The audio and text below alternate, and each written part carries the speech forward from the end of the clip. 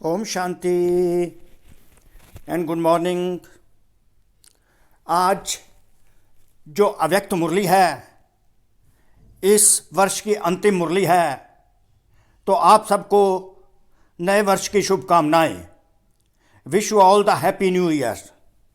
तो आज की मुरली का टॉपिक है अव्यक्त मुरली का संगम युग के प्राप्तियों की प्रारब्ध का अनुभव करो, मास्टर दाता महासहयोगी बनो।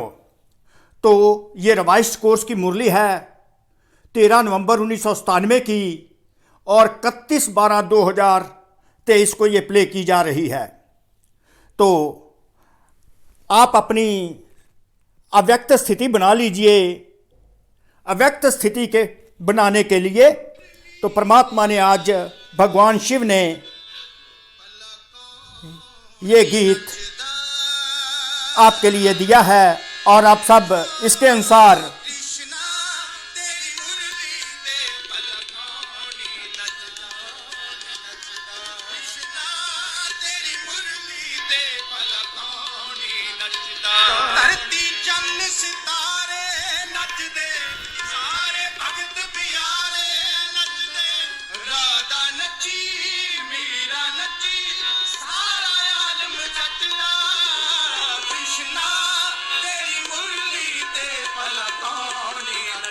तो कृष्णा तेरी मुरली पर भला कौन नहीं नचदा। तो ये मुरली है, अव्यक्त मुरली है, स्वयं परमात्मा ने आकर चलाई है। तो आज की मुरली का जैसे टॉपिक है संगम युग के प्राप्तियों की प्रारब्ध रिवार्ड का अनुभव करो, मास्टर दाता बनो, महासहयोगी बनो, मास्टर दाता बनो, महासहयोगी बनो। तो संगम युग में परम पिता परमात्मा भाग्य विधाता बनकर जब आते हैं ब्रह्मा तन में, तो वो भाग्य विधाता का रूप धारण करते हैं, हमें भाग्य बनाने की विधि बताते हैं। तो हम आत्माओं को भाग्य बनाने की विधि बताते हैं। तो जैसे कि प्रारब्ध का अनुभव करना है, संगम युग है ही प्राप्तियों और अनुभव का युग। अगर अनुभव नहीं है तो हमारे लिए संगम युग नहीं है। अनुभव नहीं है तो हम प्राप्तियों का अनुभव नहीं कर सकते। हम अगर अनुभव महसूसता की शक्ति नहीं है, अनुभव की शक्ति नहीं है, तो हमें ये अनुभव नहीं होगा। परमात्मा शिव हमको मुरली सुना रहे हैं और परमात्मा शिव हमको हमारी बुद्धि को सर्व खजानों से भरपूर करते जा रहे हैं और हमें देवी देवता बनाते जा रहे हैं। अगर अनुभव है तो इसलिए महसूसता की शक्ति भी परमात्मा हमको संगम युग में देते हैं। तो प्रारब्ध जो है, जो प्राप्तियां परमात्मा कराते हैं, वो उसकी प्रारब्ध का अनुभव का युग बाबा ने कह दिया है। तो अनुभव क्या है, अनुभव है क्या, भाग्य हमको परमात्मा कौन सा देता है, उसके लिए आज अनुभव यह करना है कि हम अपने आदि स्वरूप में बैठ जाएं, जो कल्प का आदि स्वरूप है, लक्ष्मी नारायण का स्वरूप है।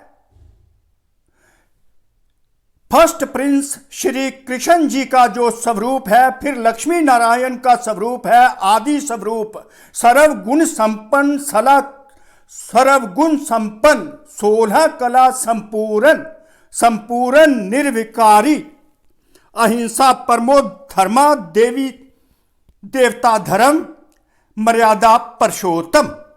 तो ये हमने महसूस करना है कि लक्ष्मी नारायण के रूप में हमको बैठ जाना है, श्री कृष्णा के रूप में हमने जन्म लेना है और समाधान स्वरूप को अनुभव करना है, सॉल्यूशन प्रोवाइडर को अनुभव करना है श्री कृष्णा को। और उसके बाद निराकारी, निर्विकारी, निरहंकारी लक्ष्मी नारायण को अनुभव करना है। उस आदि स्वरूप में बैठकर सर्वगुण संपन्न को अनुभव करना है, सर्व शक्तियों और सर्व गुणों को अनुभव करना है, संपूर्ण पवित्रता को अनुभव करना है, संपूर्ण शांति का अनुभव करना है, संपूर्ण सुख का अनुभव करना है, संपूर्ण प्रेम का अनुभव करना है, रूहानी प्रेम, रूहानी सुख, रूहानी शांति, रूहानी पवित्रता, संपूर्ण पवित्रता का अनुभव करना है, संपूर्ण शांति का, संपूर्ण सुख का, संपूर्ण स्नेह का, ईश्वरीय स्नेह का, रूहानी स्नेह का, संपूर्ण अनदमय स्थिति का, अति इंद्रिय सुख का, संपूर्ण ज्ञानी आत्मा को अपने आप को अनुभव करना है और शक्ति स्वरूप का अनुभव करना है। मास्टर शक्ति, मास्टर सर्वशक्तिवान अनुभव करना है। सर्वशक्तिवान भगवान आज हमें अनुभव करवाना चाहते हैं।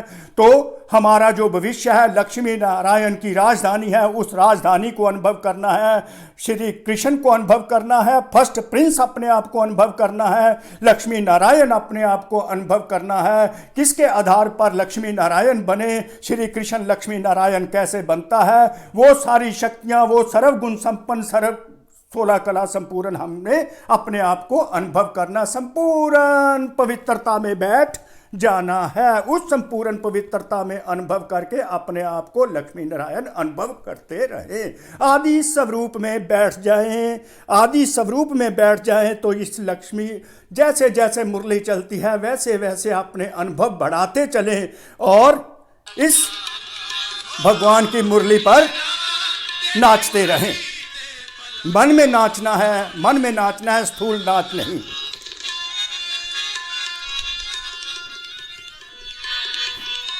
तो टॉपिक है संगम युग के प्राप्तियों की प्रारब्ध का अनुभव करो, मास्टर दाता बनो, महासहयोगी बनो। प्रारब्ध का अनुभव करना है, उसकी विधि बाबा ने बताई है।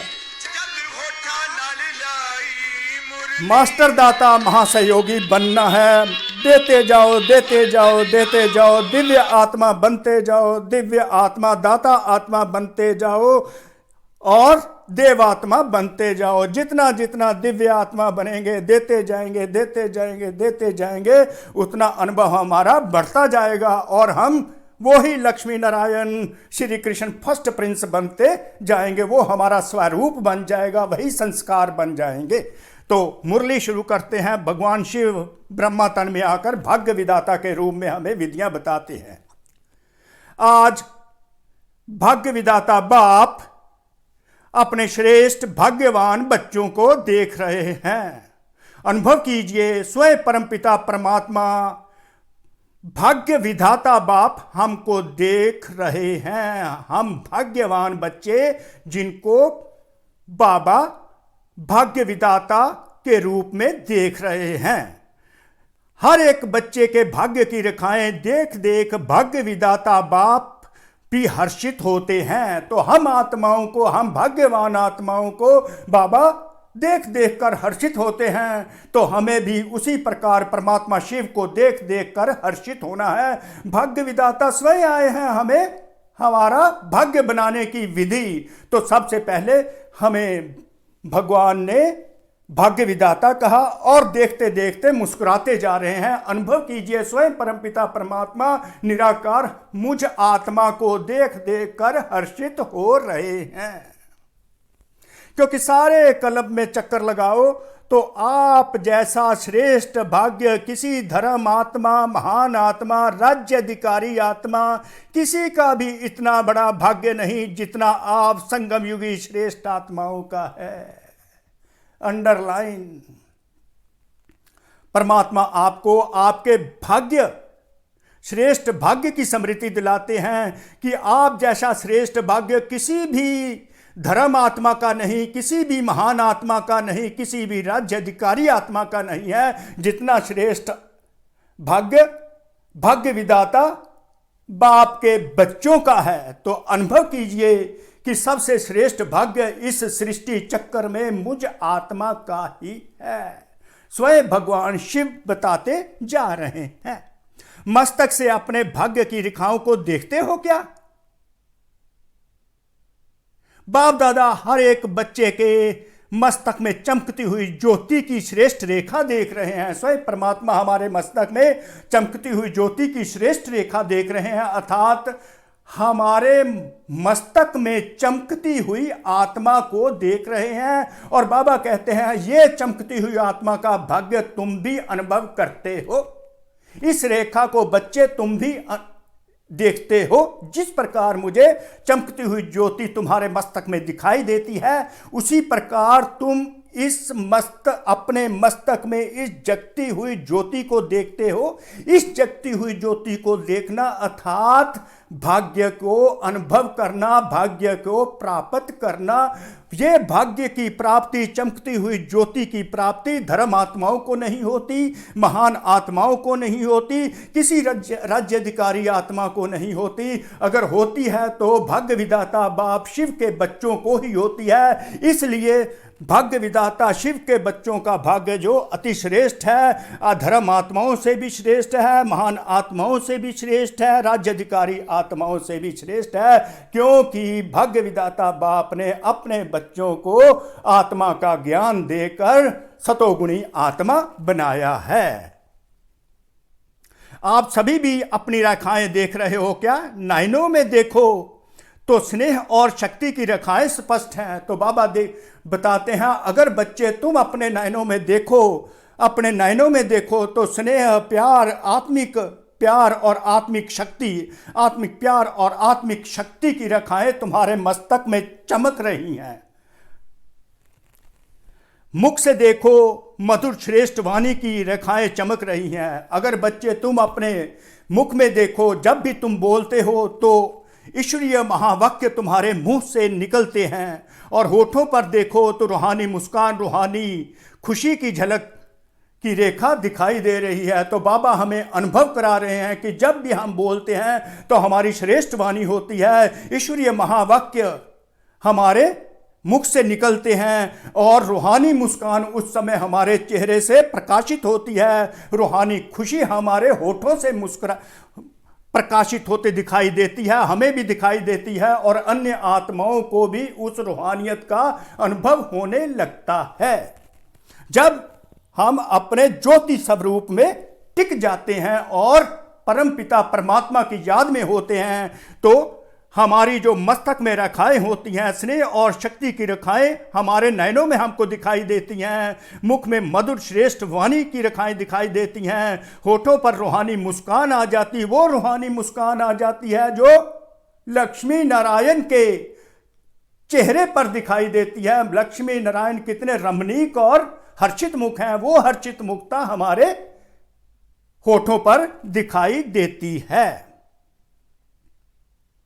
हृदय में देखो व दिल में देखो तो दिलाराम के लब में लवलीन रहने की रेखा स्पष्ट दिखाई देती है। जब मैं आत्मा अपने आत्मिक स्वरूप में होती हूँ तो मेरा लिंक कनेक्शन जो परम पिता परमात्मा के साथ हो जाता है, तो वो मेरी लवलीन स्थिति हो जाती है। वो लवलीन स्थिति जो मुझे सर्व शक्तियों का, सर्व गुणों का अनुभव करवाने लगती है, जो कि मेरे होठों से हर्षित मुक्ता और रमणीकता दिखाई देती है। वही दिखाई देती है जो लक्ष्मी नारायण के चेहरे से हर्षित मुक्ता और रमणीकता दिखाई देती है। प्रोवाइडेड मैं ज्योति बिंदु आत्मा परम पिता परमात्मा भगवान शिव के साथ लवलीन, हृदय से लवलीन होती हूँ।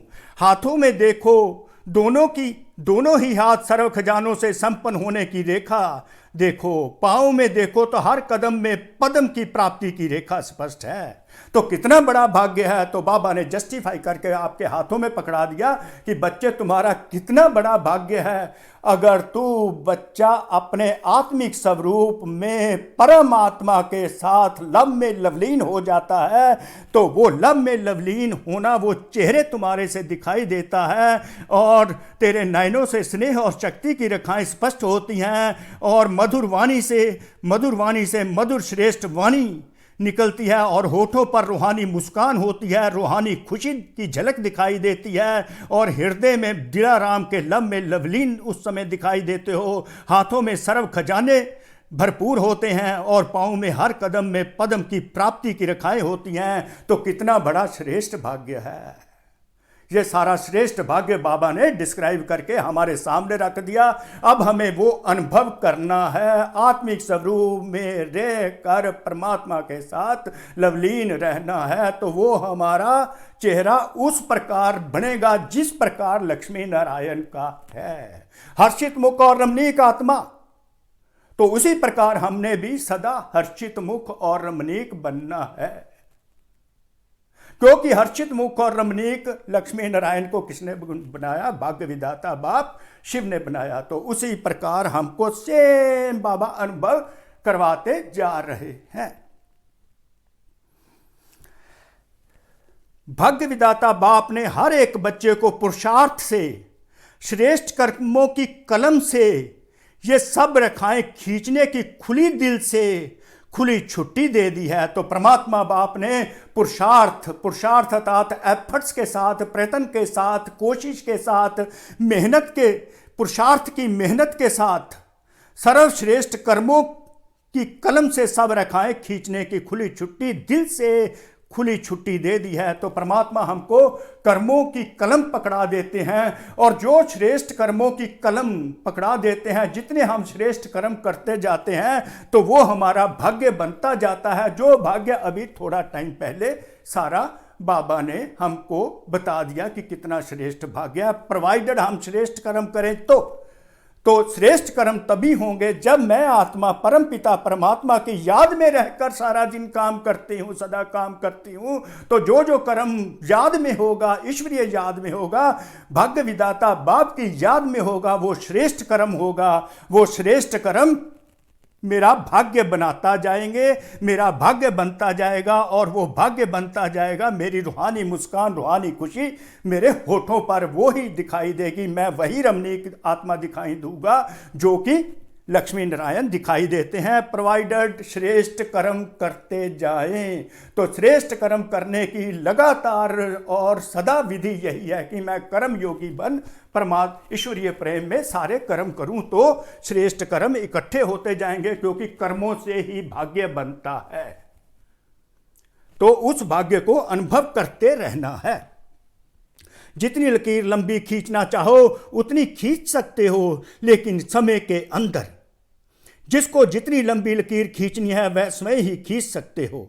बाप ने कलम आपके हाथ में दे दिया है, तो वह लकीर खींचने आती है क्या? खींची है या खींचना नहीं आती? सभी को आती है। आगे से बच्चों ने हाँ जी कहा, बहुत अच्छा। देखो अभी के तकदीर की लकीर आपको सारे कल्प में श्रेष्ठ बनाती है। आज की तकदीर संगम युग पर जो परमात्मा के साथ रहकर हम श्रेष्ठ कर्म करते हैं और उससे हमारा श्रेष्ठ भाग्य बनता है, तो वो सारा कल्प, वो श्रेष्ठ भाग्य हमारे साथ साथ चलता है। आने वाले युग में सारा कल्प उसका हम फल खाएंगे, अनुभव करेंगे। 21 जन्म तो सदा संपन्न और सुखी रहने की रेखा चलती ही है, और द्वापर और कलयुग में भी आप पूज्य बनने की रेखा, आपकी पूज्य बनने की रेखा श्रेष्ठ रहती है। तो इस समय के भाग्य की रेखा सारा कल्प सदा साथ चलती है। तो इस समय का बनाया हुआ भाग्य सारा साइकिल हमारे साथ पूज्य आत्मा के रूप में चलता रहता है। और अविनाशी, तो इस समय के भाग्य की रेखा सारा कल्प सदा साथ चलती है, क्योंकि अविनाशी बाप की अविनाशी रेखा है जो कभी नष्ट ही नहीं होनी। तो सदा अपने श्रेष्ठ भाग्य की रेखा स्मृति में रहती है।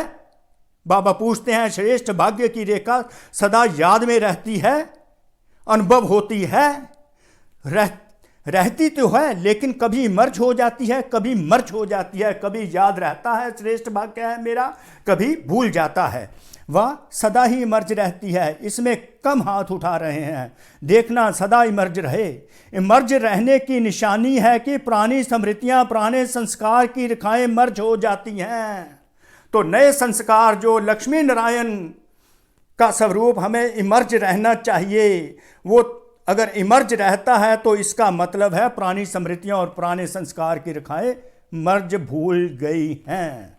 कभी भी पुराने संस्कारों की रेखाएं व पुरानी बातों के स्मृति की रेखाएं अमर्ज नहीं हो, मर्ज हों। मर्ज रहते रहते समाप्त हो जाएं। तो पुराने संस्कार और पुरानी यादों को बाबा बुलाते जा रहे हैं। पुराने संस्कार और पुरानी यादें तभी भूलती हैं जब हम नए संस्कार लक्ष्मी नारायण के धारण करते हैं। जहां श्रेष्ठ भाग्य की रेखाएं इमर्ज हैं, वहां पुरानी रेखाएं इमर्ज होना असंभव है। अंडरलाइन।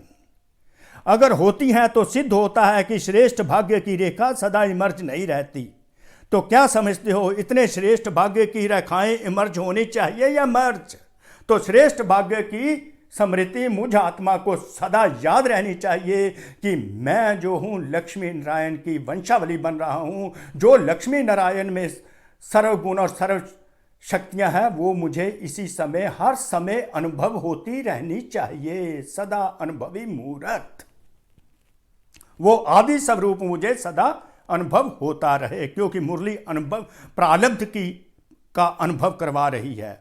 बाप दादा वर्तमान समय सभी बच्चों को वर्तमान संगम युग की प्राप्तियों के प्रारब्ध के रूप में देखना चाहते हैं। वर्तमान समय जो जो बाबा ने प्राप्तियां करा दी, सतोगुणों की प्राप्तियां करा दी, 8 जो अष्ट शक्तियों की प्राप्ति करा दी, उसका स्वरूप देखना चाहते हैं तो उसका स्वरूप है लक्ष्मी नारायण। तो बाबा हमको आज आदि स्वरूप में लक्ष्मी नारायण के रूप में देखना चाहते हैं।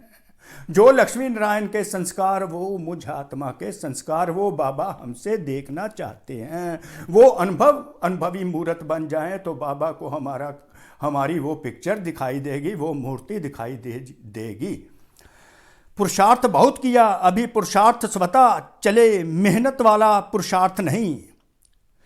पुरुषार्थ ऑटोमेटिकली चलता रहे, कोई भी मुश्किल उसमें ना आए, बाबा ये चाहते हैं। क्या अंत तक पुरुषार्थ की मेहनत करते रहेंगे? संगम युग के प्राप्तियों की प्रारब्ध का अनुभव अब नहीं करेंगे तो कब करेंगे? तो संगम युग में इस मुरली में बाबा अनुभव ही चाहते हैं। जो जो प्राप्तियां, 7 गुण, सतोगुणी आत्मा का अनुभव, अष्ट शक्तियों का अनुभव, बाबा कहते हैं ऑटोमेटिकली चलता रहे। वह तो आपके पीछे पीछे भविष्य में क्या होगा, भविष्य की प्रारब्ध अलग चीज है, वह तो आपकी इस पुरुषार्थ के प्रारब्ध की परछाई है। शैडो के रूप में वो आपके पीछे पीछे आती रहेगी, पर प्रारब्ध आज ही अनुभव करनी है। अपने को आदि स्वरूप में टिका कर रखना है। वह तो आपके पीछे आएगी, लेकिन विशेष बात है इस समय के प्रारब्ध प्राप्त करने की।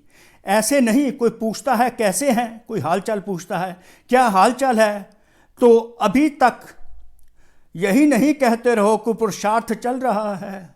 पुरुषार्थ तो है, लेकिन पुरुषार्थ की प्रारब्ध अभी अनुभव करो। बाबा कहते हैं अनुभव करो जो जो प्राप्तियां हुई है। सतोगुणी आत्मा, अष्ट शक्ति स्वरूप आत्मा, अपने आप को अनुभव करो। वह प्रारब्ध है सर्वशक्ति संपन्न। प्रारब्ध कौन सी है?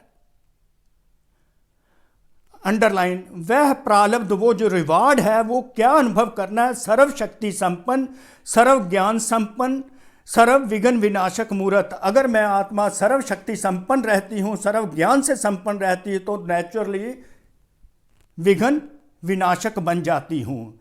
अभी की प्रारब्ध भविष्य में स्वतः ही प्राप्त होगी। अगर हम आज आदि स्वरूप में बैठे रहते हैं तो भविष्य में हमारा आदि स्वरूप ही इमर्ज होगा, उस समय हम प्राप्ति करेंगे प्रैक्टिकली।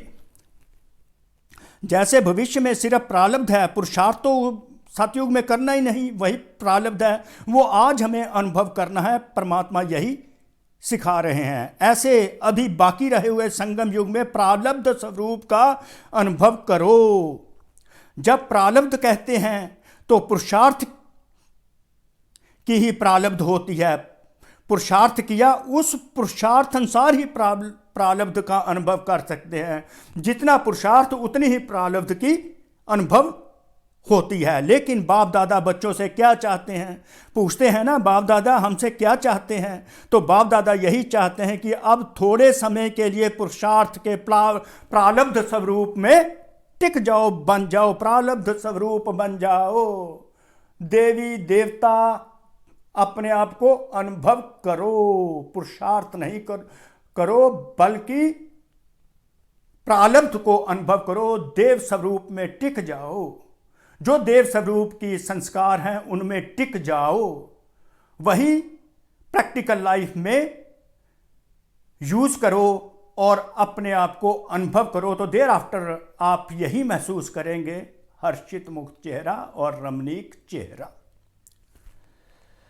जब प्रारब्ध कहते हैं पुरुषार्थ की ही प्रारब्ध है, पुरुषार्थ किया उस पुरुषार्थ अनुसार ही प्रारब्ध का अनुभव कर सकते हैं। लेकिन बाप दादा बच्चों से क्या चाहते हैं, पूछते हैं ना कि बाप दादा हमसे क्या चाहते हैं, तो बाप दादा यही चाहते हैं कि आप थोड़े समय के लिए पुरुषार्थ के प्रारब्ध स्वरूप बन जाओ, स्वरूप बन के बैठ जाओ, अनुभव कीजिए अपने देव स्वरूप को, अपनी देवी स्वरूप को, दिव्य आत्मा को, दाता आत्मा को।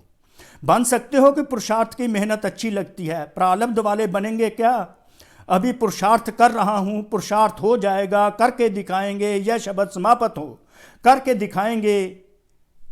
क्या दिखाओ, और कब दिखाएंगे? क्या विनाश के समय दिखाएंगे? इसकी बहुत सहज विधि है। अब सहज विधि बाबा भाग्य विधाता विधि बताने लगे हैं कि अनुभव कैसे करना है, पुरुषार्थ को समाप्त कैसे करना है। अंडरलाइन विधि क्या है? सहज विधि है, बहुत इजी है कि आप मास्टर दाता बन जाओ। हेडिंग भी है ना, मास्टर दाता बन जाओ। किसके लिए? प्रारब्ध का अनुभव करने के लिए। आप मास्टर दाता बन जाओ। बाप से लिया है और लेते भी रहो, लेकिन आत्माओं से लेने की भावना नहीं रखो। यह कर लेंगे तो ऐसा होगा, यह बदले तो मैं बदलूं, यह लेने की भावना है, ऐसा हो तो ऐसा हो, यह लेने की भावनाएं हैं, ऐसा हो नहीं, ऐसा करके दिखाना है। हो जाए तो नहीं, लेकिन होना ही है, मुझे करना है, मुझे वाइब्रेशन देना है, मुझे रहमदिल बनना है, मुझे गुणों का सहयोग देना है, मुझे शक्तियों का सहयोग देना है। मास्टर दाता बनो। मास्टर दाता जितना बनते जाएंगे, हम दिव्य आत्मा बनते जाएंगे, हम दाता आत्मा बनते जाएंगे, हम देव आत्मा बनते जाएंगे, और अनुभव हमारे बढ़ते जाएंगे, आदि स्वरूप हमारा बनता जाएगा, बनता जाएगा।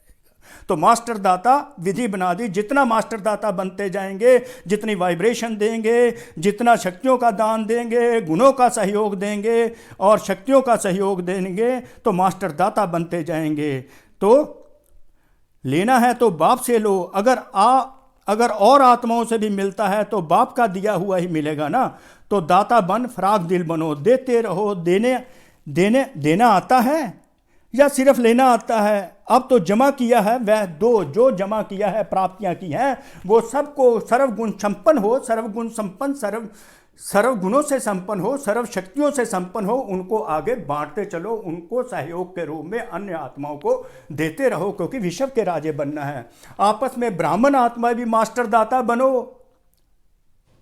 मैं दे दूं, मैं और दे तो मैं दूं, नहीं, मुझे देना है, क्योंकि मैं मास्टर दाता हूं। खजाना है आपके पास क्या? भरपूर है क्या? गुणों से भरपूर है क्या? शक्तियों से भरपूर है क्या? है तो देते क्यों नहीं हो? अपने लिए छिपा कर रखा है क्या? जब खजानों से भरपूर हो तो देते जाओ ना। यह क्यों करता है, यह क्यों कहता है, यह सोच नहीं रखो। रहम दिल बन, अपने गुणों का, अपने शक्तियों का सहयोग दो, मास्टर दाता बनो। इसको कहा जाता है मास्टर दाता।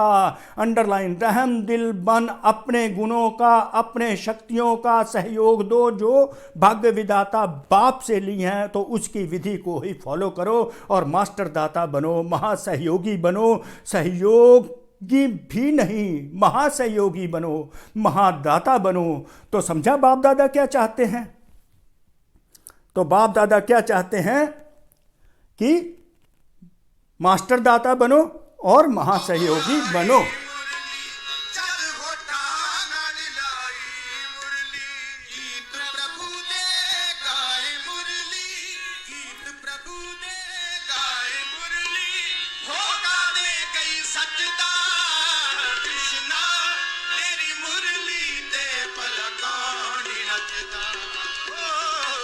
बाप दादा अभी तक चारों ओर के पुरुषार्थ की मेहनत देख नहीं सकते। बाबा नहीं चाहते बच्चे मेहनत ही करते, वो तो कहते हैं अनुभव करो, आदि स्वरूप में बैठ जाओ, और भविष्य में यही आदि स्वरूप तुम बच्चों को मिल जाएगा। डायमंड जुबली समाप्त हुई और डायमंड अभी तक बेदाग बनने के पुरुषार्थ में लगे हुए हैं। डायमंड जुबली अर्थात हर ब्राह्मण आत्मा डायमंड चमकता रहे, हर ब्राह्मण आत्मा चमकता रहे, अर्थात सर्वगुणों और सर्व शक्तियाँ उनके चेहरे पर दिखाई दें, उनके नयनों में दिखाई दें, उनके होठों पर दिखाई दें, उनकी श्रेष्ठ वाणी में दिखाई दें। ये है चमक ब्राह्मण आत्मा की। आप सोचेंगे कि डायमंड जुबली हमारी तो थी नहीं, वह तो दादियों की हुई, बाकी हुई या आपकी हुई या दादियों की हुई, किसकी हुई? यज्ञ के स्थापना के कार्य की डायमंड जुबली है, सिर्फ दादियों की नहीं, स्थापना के कार्य की डायमंड जुबली। तो आज सभी चाहे 2 साल के हो, चाहे 12 साल के हो, चाहे 50 साल के हो, लेकिन स्थापना के कार्य में निमित्त तो हो ना, या नहीं हो? निमित्त हो ना, इंस्ट्रूमेंटल सोल हो, बाबा कह रहे हैं। ब्राह्मण माना ही ब्रह्मा बाप के साथ स्थापना के कार्य में निमित्त आत्मा बनना, तो हम सब आत्माएं निमित्त आत्मा हैं।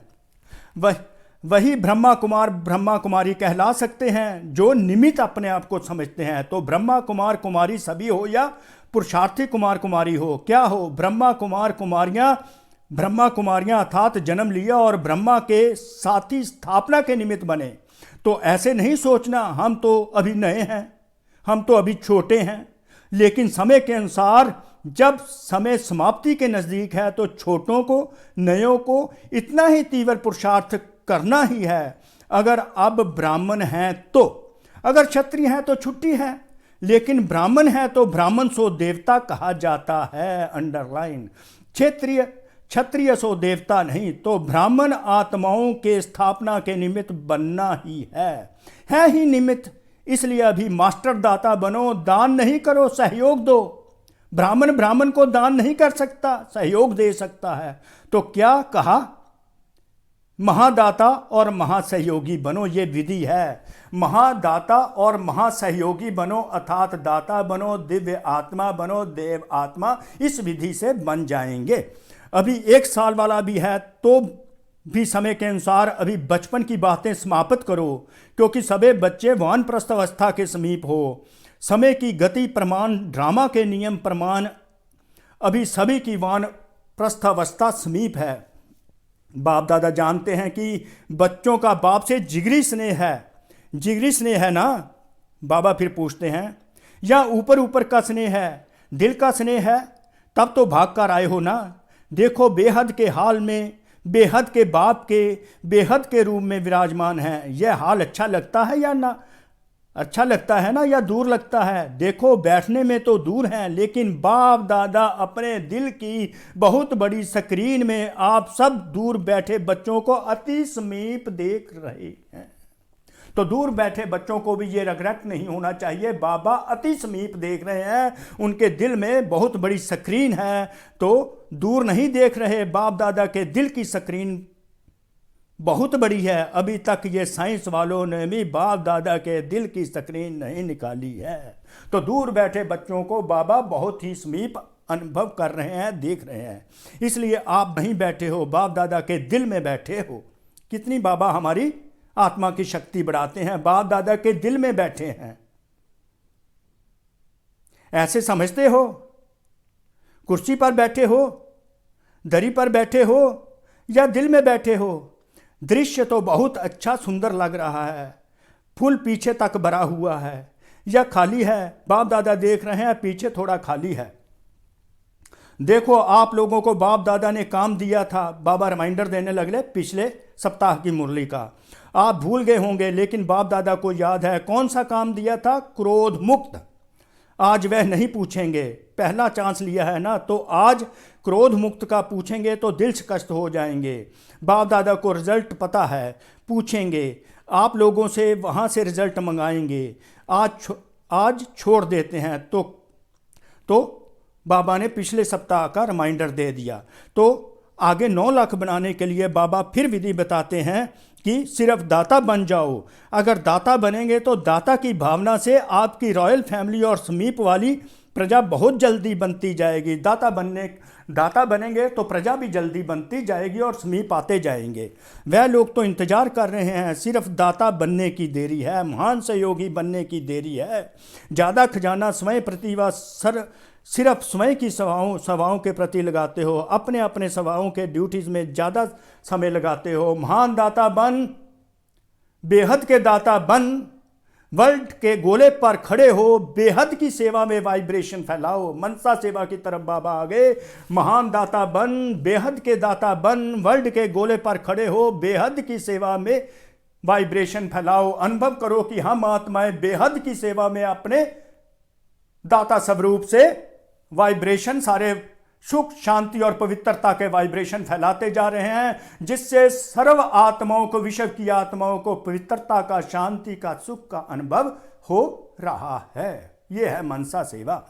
विश्व राजा बनना है, सिर्फ जोन के व अपने ड्यूटीज के सर्कल के राजा नहीं बनना है, विश्व कल्याणकारी हो। अभी बेहद में जाओ। बेहद में जाने से हदों की बातें स्वतः ही समाप्त हो जाएंगी। मनोबल बहुत बड़ा श्रेष्ठ बल है। मनोबल अर्थात मनसा बल, मनोबल बहुत श्रेष्ठ बल है, उसको यूज नहीं करते हो। वाणी, संबंध, संपर्क, उससे सेवा में बिजी रहते हो। अब मनोबल को बढ़ाओ। बेहद की सेवा जो अभी आप वाणी या संबंध, सहयोग से करते हो, वह मनोबल से करो। तो मनोबल की, बेहद की सेवा अगर आपने बेहद की वृत्ति से मनोबल द्वारा विश्व के गोले पर ऊपर ऊंचा स्थित हो, बाप के साथ परम धाम की स्थिति में स्थित हो, थोड़ा समय भी यह सेवा की तो आपको उसकी प्रारब्ध कई गुना प्राप्त होगी। बाप के साथ परम धाम में बैठ जाओ, उस समय जो बाप के साथ सेवा होगी वो सारे विषम में जाएगी और उसका फल भी आपको रिवार्ड भी कई गुना अनुभव होगा और वो मिलेगी।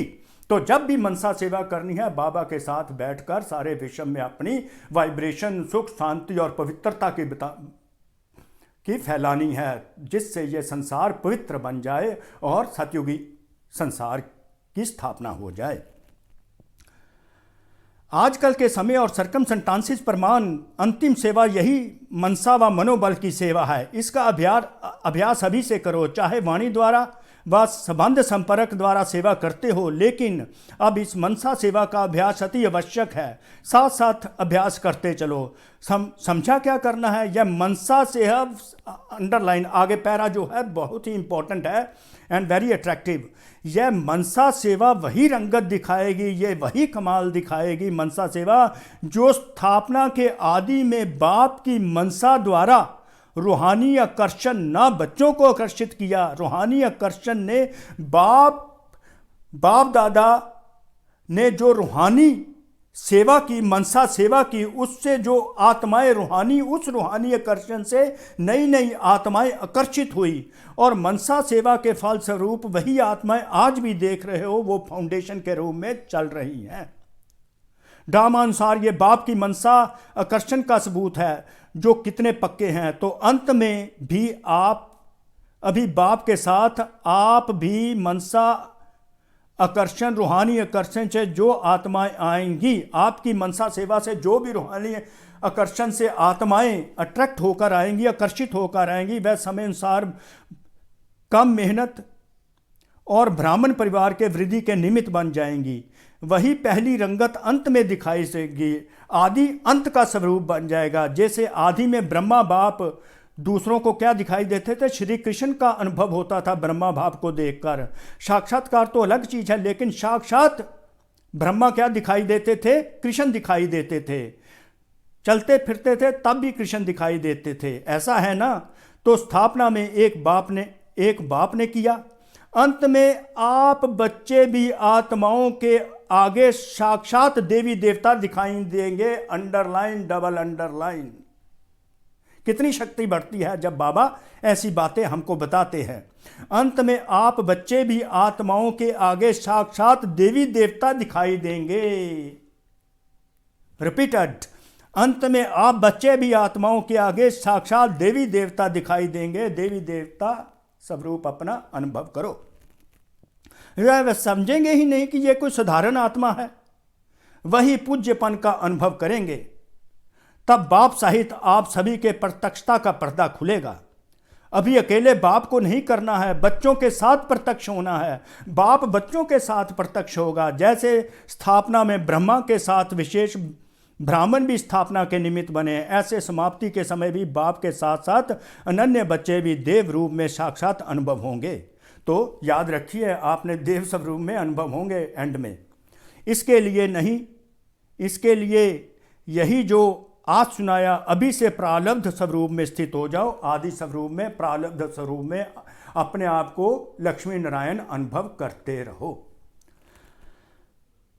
छोड़ो छोटी छोटी बातों को, अब ऊंचे जाओ, विशेष प्रारब्ध स्वरूप का साक्षात्कार स्वयं भी करो और दूसरों को भी कराओ। अपने आप को लक्ष्मी नारायण अनुभव करो। और मंदिर में मेरी लक्ष्मी नारायण की मूर्ति सामने खड़ी है, श्री कृष्ण की मूर्ति है और भक्त आत्माएं मेरी पूजा कर रही है और मैं आत्मा उनको सुख शांति और संतुष्ट कर करके भेजती जा रही हूँ, दुआएं देती जा रही हूँ, जिससे आप भक्त आत्माओं को सुख शांति और पवित्रता का अनुभव हो रहा है, संतुष्टता का अनुभव हो रहा है।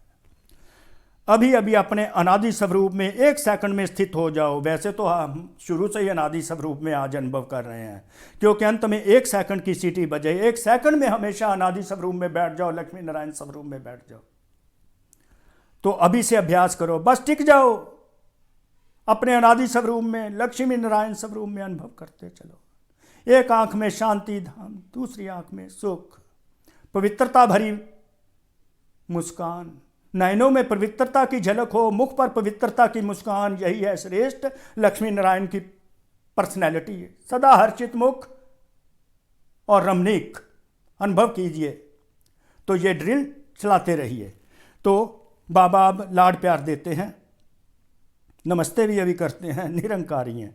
सर्व चारों ओर के बच्चों को सदा भाग्य की रेखाएं मर्ज रूप में स्मृति में रखने वाली आत्माओं को, भाग्य की रेखाएं स्मृति में सदा रखने वाली आत्माओं को, सदा अपने संगम युगी सर्व प्राप्ति स्वरूप प्रारब्ध को अनुभव करने वाले सदा मास्टर दाता, सदा महासहयोगी आत्माओं को, सदा मनसा सेवा द्वारा विश्व की आत्माओं के कल्याणकारी आत्माओं को बाप दादा का याद प्यार और नमस्ते। तो ये याद प्यार और नमस्ते भी अनुभव कीजिए, स्वयं भगवान याद प्यार देते हैं। तो वरदान ब्लेसिंग्स तो बाबा देते हैं, दुआएं क्या देते हैं? कर्म योग की स्टेज द्वारा कर्म भोग पर विजय प्राप्त। तो सारा कर्म योगी बनकर रहना है, तो अपने आप को लक्ष्मी नारायण अनुभव करते रहना है। वही आदि स्वरूप आपका भविष्य में रियलिटी में कन्वर्ट हो जाएगा। कर्म योग की स्टेज द्वारा कर्म भोग पर विजय प्राप्त करने वाले विजयी रतन भाव का बाबा ने वरदान दे दिया कि आपका जो कोई कर्म भोग है, कोई तन की बीमारी है, कैसे उस पर विजय कैसे प्राप्त करनी है, वो करनी है कर्म योग की स्टेज द्वारा। कर्म योगी बन के रहो तो कर्म भोग समाप्त होता जाएगा, उस पर आपकी विजय होती जाएगी और आप विजयी रतन बन जाएंगे। कर्मयोगी बनने से शरीर का कोई भी कर्म भोग भोगना का अनुभव नहीं करता है। मन में कर्मयोगी बन के बैठ जाओ तो कर्म भोग का अनुभव ही नहीं होगा, बीमारी का अनुभव ही नहीं होगा। मन में कोई रोग होगा तो रोगी कहा जाएगा। अगर मन निरोगी है तो सदा तंदुरुस्त है। तो कर्मयोगी मीन मन निरोगी उस समय बन जाता है, तो सदा तंदुरुस्त है। सिर्फ शेष शैया पर विष्णु के समान ज्ञान का सिमरन कर हर्षित होते मनन शक्ति द्वारा और ही सागर के तले में जाने का चांस मिलता है।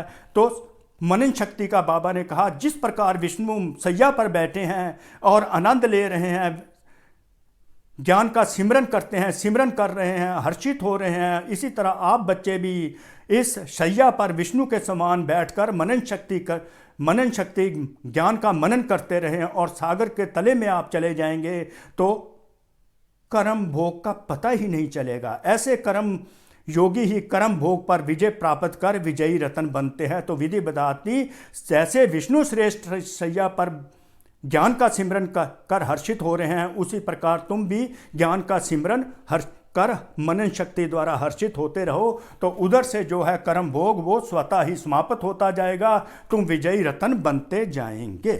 तो स्लोगन है, एक उनको बाबा ने पकड़ा है, साहस को साथी बना लो, साहस को साथी बना लो। साहस अर्थात बाप को साथी बना लो तो हर कर्म में सफलता मिलती रहेगी। तो यहाँ पर बाप हो गया साहस, हिम्मत, करज, उसको अपना कंपेनियन बना लो, हर कर्म में आपको सफलता मिलती रहेगी, तो सक्सेसफुल हो जाएंगे इन एवरी डीड। अगर करेज को कंपेनियन बना लिया तो करेज को कंपेनियन बना लो तो सदा सफलता प्राप्त होगी, आप सक्सेसफुल होंगे हर कार्य में, हर कर्म में, हर एक्शन में, हर डीड में। तो इस प्रकार बाबा ने कोटि कोटि शुक्रिया उस बाबा का, परमपिता परमात्मा भगवान शिव का कोटि कोटि शुक्रिया, और आप आत्माओं का भी कोटि कोटि शुक्रिया। तो संगम युग के प्राप्तियों की प्रारब्ध का अनुभव करो, मास्टर दाता बनो, महासहयोगी बनो। ये नहीं कि कोई ऐसे करे, कोई मुझे अप्रिशिएट नहीं करता, कोई मुझे दुआएं नहीं देता तो मैं क्यों करूं। हम मास्टर दाता है, हम महासहयोगी हैं। छोटी छोटी बातों को छोड़ो, बहुत अब ऊंचे बनना है और ऊंचे बन के भाग्य विधाता बनना है। भाग्य विधाता ने हमको मास्टर दाता बनाया है, महासहयोगी बनाया है और लक्ष्मी नारायण की वंशावली बनना है, उसको अनुभव करता रहना है, अपने आदि स्वरूप में रहना है। ओम शांति, ओम शांति। शुक्रिया शुक्रिया शुक्रिया।